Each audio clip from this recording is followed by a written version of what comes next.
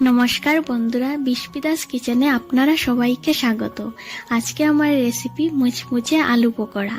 রেসিপিটি দেখে ভালো লাগলে ভিডিওতে একটি লাইক আর আমার চ্যানেলটিকে সাবস্ক্রাইব করে নেওয়ার অনুরোধ রইল। প্রথমে আমি একটি ব্যাটার তৈরি করে নেব। তার জন্য নিয়ে নিচ্ছি 2 টেবিলস্পুন পরিমাণ বেসন, 2 টেবিলস্পুন পরিমাণ কর্নফ্লাওয়ার, হাফ চা চামচ কাশ্মীরি লঙ্কা গুঁড়ো, হাফ চা চামচ হলুদ গুঁড়ো, অল্প একটু গরম মশলা গুঁড়ো আর চাট মশলা, স্বাদ মতো নুন, চিনি আর কসুরি মেথি দিয়ে সবকিছুকে জল দেওয়ার আগে ভালোভাবে একবার মিশিয়ে নেব। আর একবার মেশানো হয়ে গেলে তাতে দিয়ে দেব পরিমাণ মতো জল। জলটা একটু বুঝে ব্যবহার করবেন, বেশি পাতলা বেটারও হবে না, আবার বেশি গাঢ় বেটারও হবে না। দেখুন আমার এখানে ব্যাটারটা ভালোভাবে ফেটানো হয়ে গেছে।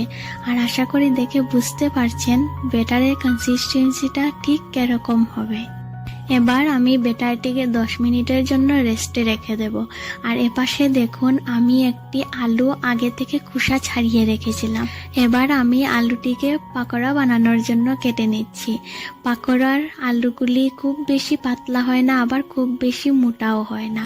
আলুটা খুব পাতলা হলে আলুর পকোড়া বলে বোঝাই যাবে না, আর যদি খুব মোটা হয় তাহলে ব্যাটারের স্বাদ আসবে না।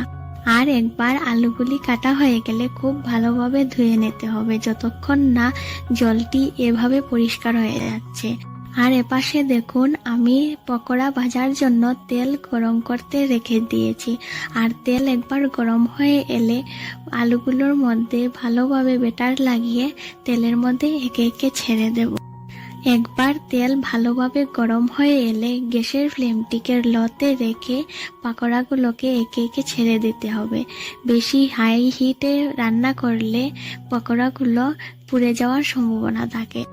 একবার সব পকোড়া তেলে ছাড়া হয়ে গেলে গোল্ডেন ব্রাউন হওয়া পর্যন্ত ভেজে নেবেন। দেখুন আমার পকোড়াগুলো কিভাবে ফুলে উঠেছে। এইভাবে পকোড়া তৈরি করলে খুব বেশি মুচমুচেও হবে আর একদম ফুলকো ফুলকো হবে। আপনাদের একদম সামনে থেকে দেখিয়ে দিচ্ছি পকোড়াগুলো কি সুন্দর হয়েছে। দেখুন আমার পকোড়াগুলো ভাজা হয়ে গেছে। এবার আমি একটি পাত্রে নামিয়ে নিচ্ছি। আমার আজকের রেসিপিটি আপনাদের কেমন লাগলো আমাকে অবশ্যই কমেন্টে জানাবেন। আর রেসিপিটি যদি দেখে ভালো লেগে থাকে ভিডিওতে একটি লাইক আর আমার চ্যানেলটিকে সাবস্ক্রাইব করে নেওয়ার অনুরোধ রইল।